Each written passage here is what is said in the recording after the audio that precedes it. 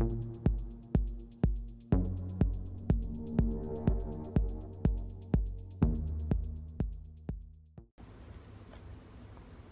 everyone, and welcome back to the Carlton Carnivores Lowland Greenhouse here. A little bit of a split from the recent plant videos I've been doing, because I've got something special that's decided to up and bloom. Not a Nepenthes, but instead a corpse flower species.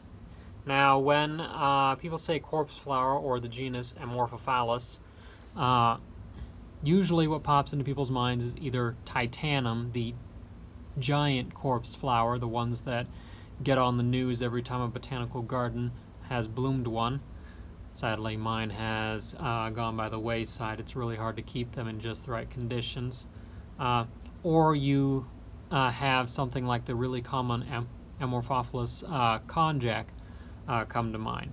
The larger species that, of course, when they bloom, they absolutely stink up the entire area that they are in.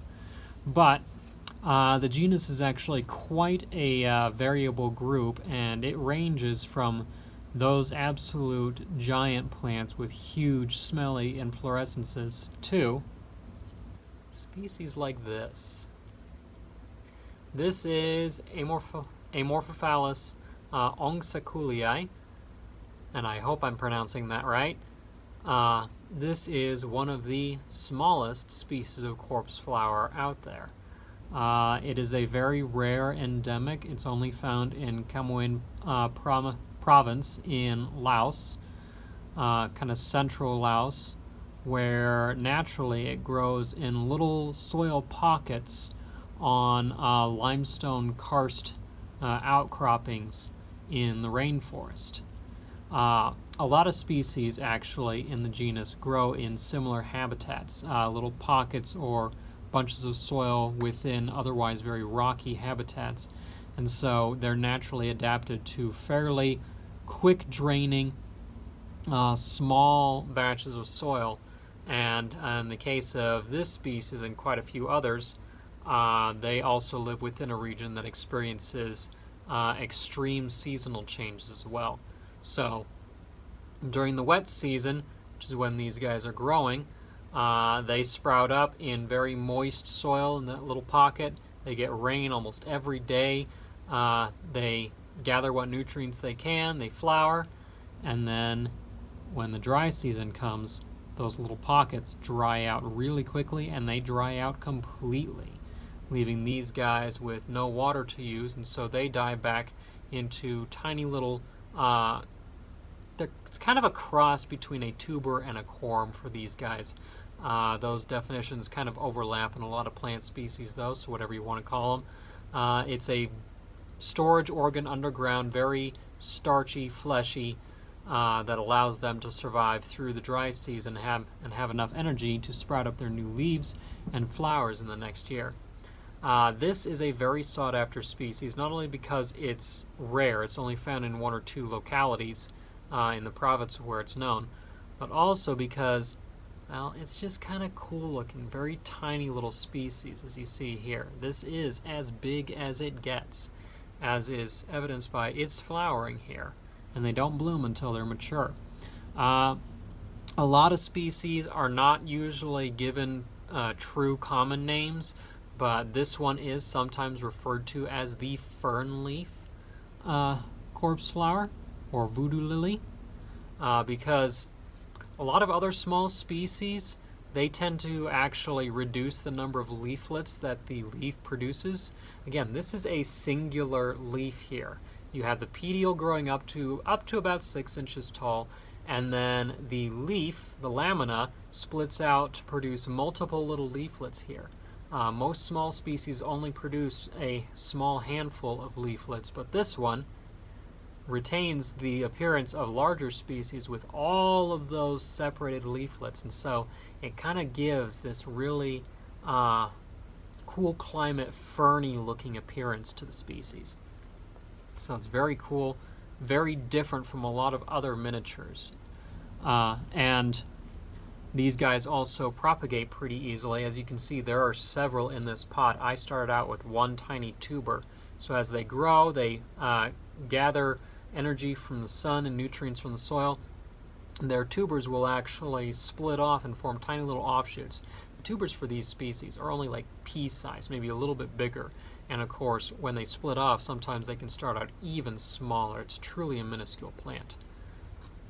But of course, what their relatives are most famous for is their odd inflorescence. Now, these are an aroid, so they all have a very similar inflorescence in that family. This is not one flower. This is actually a structure that has multiple flowers in it. As it grows up, this little stalk comes up to form this little bulb up here that opens out into what is known as the spathe. That is a modified leaf, a bract on the inflorescence.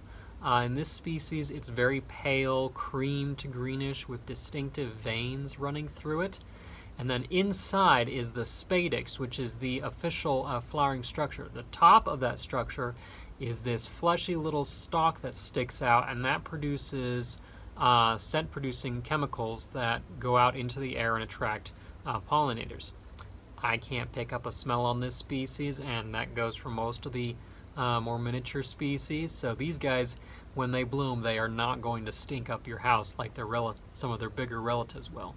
But that flower stalk, inside, at the very base, you have the female flowers. And when this spathe first opens up and reveals the blooms inside, those female flowers are active.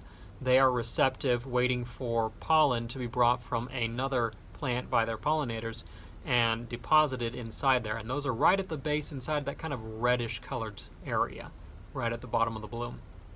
Just above it are the male flowers, which when the female flowers stop being receptive, they kind of shrivel up a little bit. Hopefully they've been pollinated by something. I only have the one plant, so this one cannot be.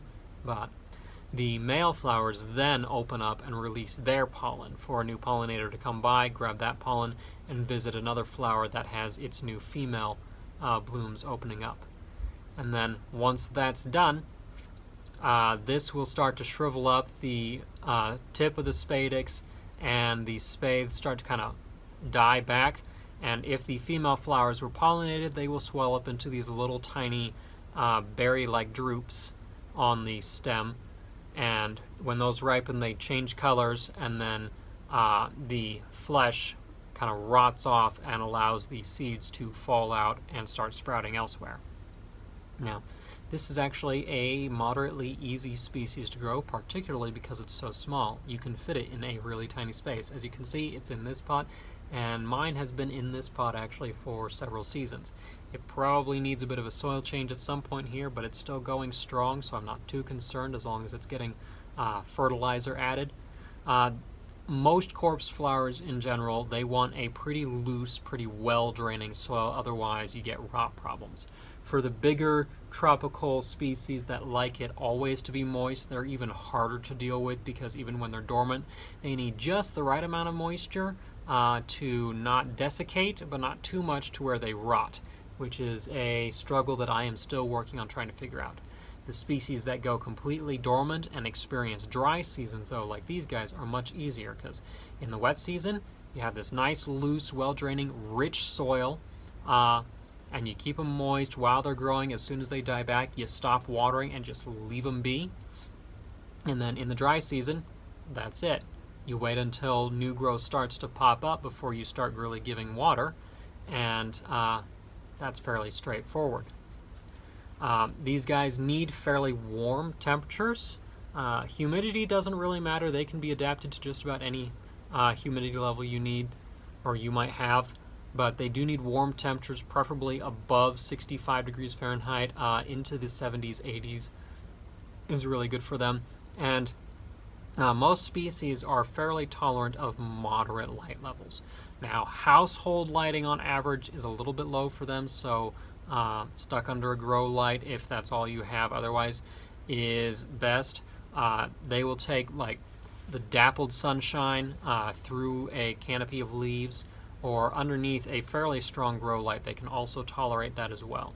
Just enough to keep these leaves nice and green The pedals should not look etiolated, so if they're starting to look really long, lanky, falling over, you know that you probably need to up the lighting a little bit.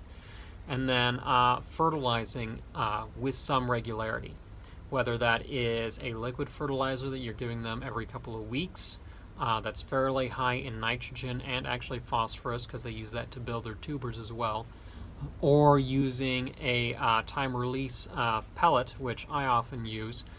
Throw a handful of those onto the soil every few months to let that feed them for a while.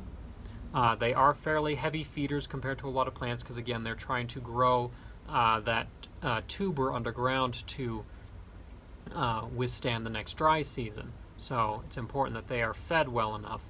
And then keep an eye out. If you see problems with like a little bit of, if you see rot coming into some of the bases of their leaves, pull back on water, check on the contents of your soil. A mix of like a nice rich compost 1-to-1 or maybe 1-to-2 that with perlite is usually good. Adjust it based on like your humidity levels. These guys should you should see the top of the soil just start to dry out before you give them their next watering, and that's usually about what they need. Because these guys propagate themselves fairly well, they're starting to become a little more common in cultivation, but this species is still fairly rare, relatively new in cultivation, so they do still command a bit of a price. Some of those really tiny tubers might be going for $50-$60 a piece still. But if you get a hold of one and you get it growing up healthy for its first season, you're pretty well guaranteed to just have that species permanently. Especially if you reuse soils at all. If you discard it into a garden box or something, you might want to keep an eye out, because you might accidentally discard the uber tiny offshoot tubers, and you may see them sprouting up elsewhere. Now, that is about all that I have for this species. In the next plant videos that I will probably have up on the channel, will be continuing with the Nepenthes species spotlights. But if there's something that you'd in particular like to see, you can always feel free to try and leave a suggestion, and I'll see if I have that plant, if it's suitable for a video coming up. But otherwise, if you have questions about this, if there's something that I've missed, feel free to leave comments below the video here. If you enjoy educational videos like this, do make sure to subscribe to the channel, turn on the black bell so you don't miss anything coming up. Leave a like, watch the videos all the way through, because those watch hours really help the channel grow. If you want to see more photos and videos and such, I'm always posting tidbits on social media, Instagram and Facebook at Carlton Carnivores. And of course, a lot of the plants and animals that I work with, I am working on putting up files on the database and sometimes articles on my blog at carltoncarnivores.com, so you can find those. If you'd like to help support production of these in a more financial manner, I have plants and sometimes baby reptiles, if you're looking for a new pet, available for sale on my website. And also, you can join as a Patreon member at patreon.com/hcarlton. Members there do get early access to the videos and other exclusive benefits. You can also do one-time donations like at coffee or directly to me via PayPal. Links for all these things, including the major link tree, will be in the video description below. But until next time, I'm Hawken Carlton, and this is Carlton Carnivores.